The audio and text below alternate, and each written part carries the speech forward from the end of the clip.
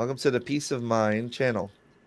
In this episode, we will be having the first episode of what we will call Delicious Dharma. So Delicious Dharma, I'm thinking is kind of going to be like this series where we pick one Buddhist tenet. This week we'll be talking about the Brahmaviharas, and in the later episodes we'll be talking about different tenets each time, so that we can give viewers an idea of what the Buddhist practice looks like and how you can apply it to your life. All right, and for you viewers, we are saying the Brahmaviharas, but just so you know, in Buddhist studies, they're also called the Four Immeasurable Minds, but we will not be using that term throughout this video. So the Brahmaviharas, what that means is the abodes of Brahma, and by abode we mean like a mind state. And when we cultivate them, it essentially means that we cultivate a state of mind that is conducive to our Buddhist practice.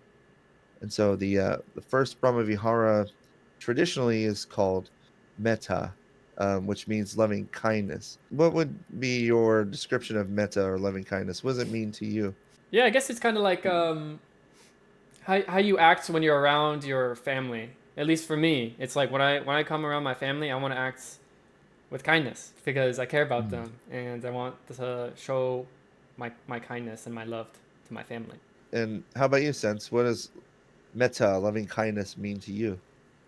Okay, I think of metta or loving kindness as benevolence to all living beings. Yeah, because metta or loving kindness, there's in literature relates to like what Ocean was saying. It's kind of like the familial love that you have, like that is kind of ingrained in us, or is almost instinctual, like when we are a child. And I always say that it's kind of like the feeling of a mother and child, like when they want to embrace each other, when they hug each other.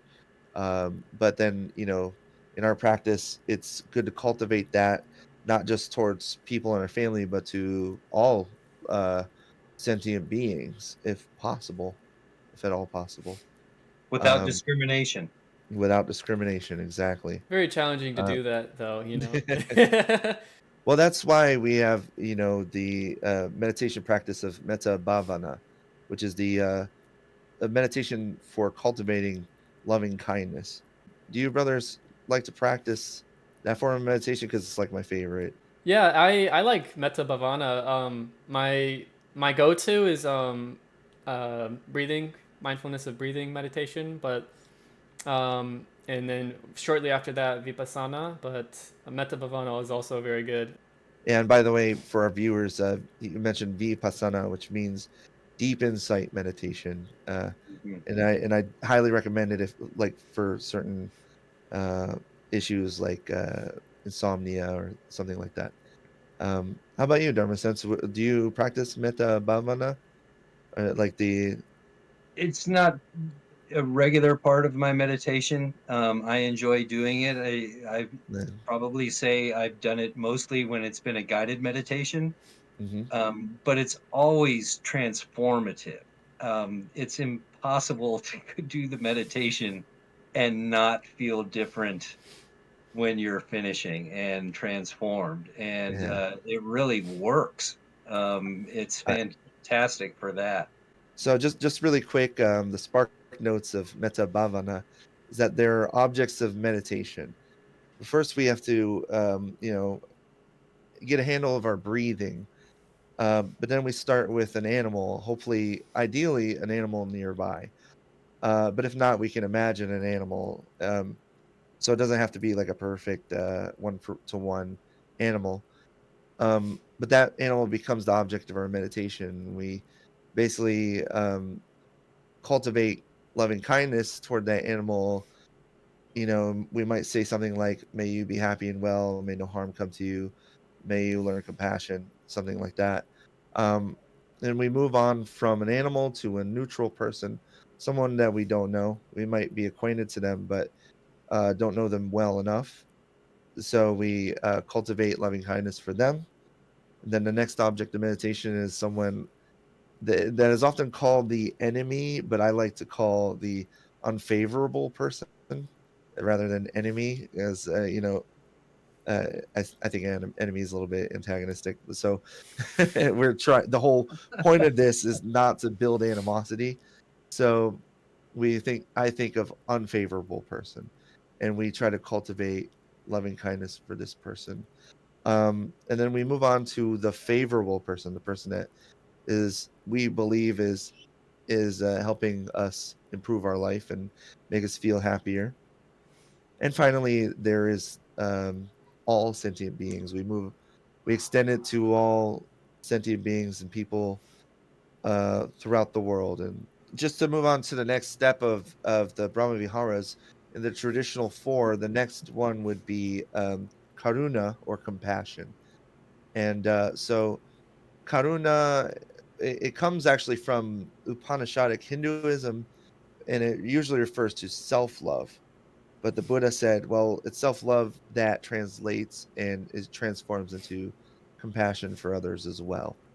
And so, brothers, what does karuna or compassion? What do you think it means to you guys? So the way that I kind of apply compassion in my life is to think about, um, particularly when you get upset with someone, you gotta like think about it from their perspective. Like take a step back out of yourself so that you're like becoming disengaged with that feeling of being upset and frustrated, and thinking about this person I'm upset at is they are a human being and they have a lot of complicated feelings and emotions and circumstances just like me, and it influences how they interact with people. And they're Yeah. not always very good in their head. They probably are experiencing a lot of stress and anxiety and all Hmm. kinds of things, and that influences how they talk to me and interact with me. And so if I'm mindful of that, I can become more compassionate and say like, oh man, like I feel you, man. Like I'm a Yeah, human being, yeah, you're a yeah, human being, we're in this together, you know? And I think that yeah, can help us build the compassion. Mhm. yeah. And I think that, like what you were saying, we are in this together. I think that really that captures karuna, compassion. I always want to say that when I feel that way, like when I feel that abode in my mind, and I'm in that state of mind, I'm like, I want to incorporate out other people and be like, yes. And that is actually, it also relates to metta, loving kindness as well. It's more like a excuse me, universalistic type of concern. Um, how about you, Sense? What does karuna, compassion, mean to you? Well, I agree with both of you that it's a universal concern, and that it caused me to think about the Four Noble Truths, and especially the first one, that all life is suffering. And Mm. so the first noble truth doesn't single people out. That's a stable condition that we all experience, even if we're maybe very comfortable in life, or we're very, say, fortunate or privileged. We all experience unhappiness. I feel like, have a lot more similarities than difference. So it's just trying to understand the similarities and see that, as you said, we're all in this together. So many people are suffering from despair and depression, anxiety. So many of these like really heavy hitting mental illnesses, and Buddhism really tries to help with that. And I feel like that's the application for the Brahma Viharas in our everyday life. Well, I think you just hit the nail on the head in terms of talking about mental health, because in Buddhism, essentially, that's where suffering begins, is in the afflictions of the mind. When we actually get it down, when we actually do the practice, um, those afflictions do kind of fade away, right? Like it becomes less intense and less common. That like we're not just trapped by our own emotions, right? And Yeah. our own, So yeah. I have a lot of experience with this. Hmm. So I have a history of anxiety and panic and things like that. And once I started practicing meditation and mindfulness and like self acceptance, I noticed that the anxiety doesn't really bother me as much anymore. And Right. Yeah. when I feel it coming on, I can just embrace it. And Thich Nhat Hanh calls it like embracing a screaming child. I think he's talking Yeah. about anger in that sense, but for me, it works with Yeah. anxiety as well. I'm always surprised when you say, "Oh, I have suffered anxiety or depression," because I'm like, I it always takes me by surprise. I'm like, because you're so well put together and so like Maybe well that's just how composed. I can appear externally, but Yeah. in here I'm like, oh my god. Yeah, yeah. We all face hardship and it's inevitable, right? Like it's an inevitable thing. It's like the parable of the mother and the mustard seed. The mother lost her son and that really upset her Mhm. and she was inconsolable. So she approached the Buddha for an answer and he said, go find a mustard seed in each house where they have not lost someone dear to them. And she returns empty handed and she realizes, well, I'm not in this alone. We're all in this together. Compassion is not pity. In Buddhism, there's a concept of the near enemy and the far enemy of each tenet. And so, like, the far enemy of compassion is cruelty. And the near enemy is usually something that looks like it, like is similar to the tenet, but is actually not the tenet. Because essentially pity is the unwise version of compassion. Yeah, I would say pity is your ego being arrogant. It's egotistical at that point, and you're elevating yourself above another, that you're looking down upon somebody with pity. Compassion means to suffer with someone. So if I Uh-huh. can see someone who's suffering and like extend my heart to them and I suffer with them, then I think that is the compassion. But I think there's a line to be drawn there where kind of like where Sense had mentioned that it comes from an ego of like if you think that like, oh, I'm so much better than these people and they're so much lower and therefore I feel bad for them, then Yeah, it's pity because now you're coming from a stance of like I am here and they're here rather than like we're here. Passion itself means to suffer. That is the definition of passion, is to suffer. And yeah. kam, the prefix, means to share. So you're Mm. sharing in suffering.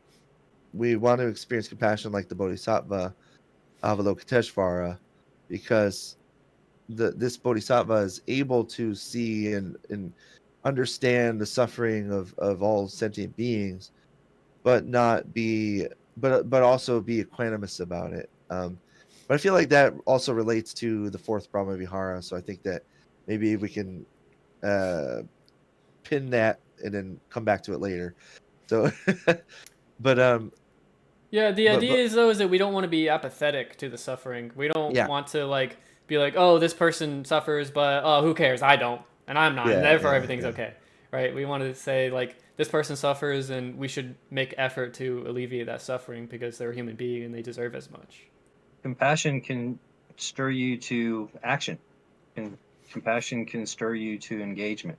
How do I act that's going to bring benevolence to the world? What am I going to Indeed. do now that I'm feeling this compassion?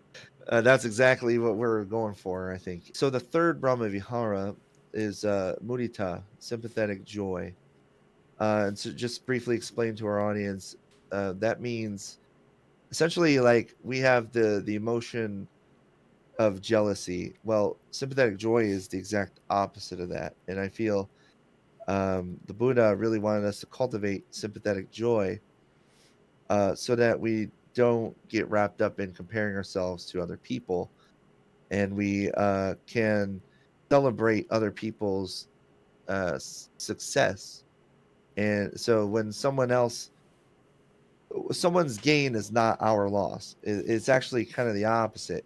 Because when we are around people who that are successful, it's uplifting to us. And I feel that like a good phrase for that would be a high tide floats all boats, right? Like we are actually sharing when we realize that we share this society and world with other people, it only improves our lives when everyone is doing well. And so, and Ocean, I actually would like to ask you, since Dharma Ocean, do you think the high tide floats all boats? What would you say about that?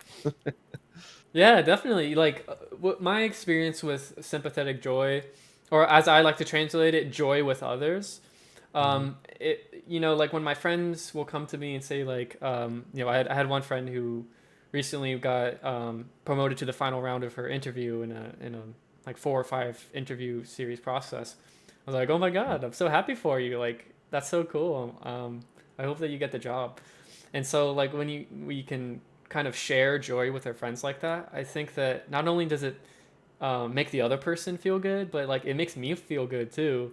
I'm reminded of a great quote by the poet Marianne Moore, who says, "The heart that gives gathers," because you do gain so much, like Ocean was talking about, um, sharing in the happiness and successes of others. So the perfect antidote for envy, the perfect antidote for jealousy, is sympathetic joy. None of these practices are necessarily easy. We'll always inevitably at some time disappoint ourselves by not adhering to the path as much as we would like to, veering off, but coming back onto the path is the point. And as Ocean likes to say, every step of the journey is the journey. I Yeah. like that a lot.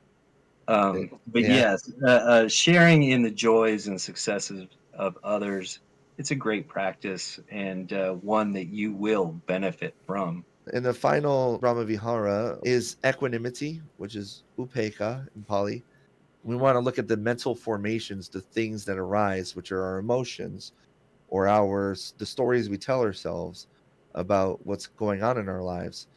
And we want to examine those in almost like an unbiased observer perspective. When I think about equanimity, I think about one of the sutras where Sariputra was giving a lion's roar. He mentions a discourse the Buddha had given to him about four elements.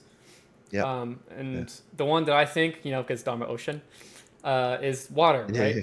So be like the water, and water will receive anything that you put into it, right? So like if you put some pure substance like soap into it, it will just receive it. If you put something dirty in it, like oil, motor oil, it will receive it, and it Yeah. just Yeah. absorbs that substance, and it doesn't have any kind of preference. It's like if we can just notice these feelings, these emotions rising up in us, and not have any preference for them, it's gonna go away soon. It's okay. I don't have to run away from it.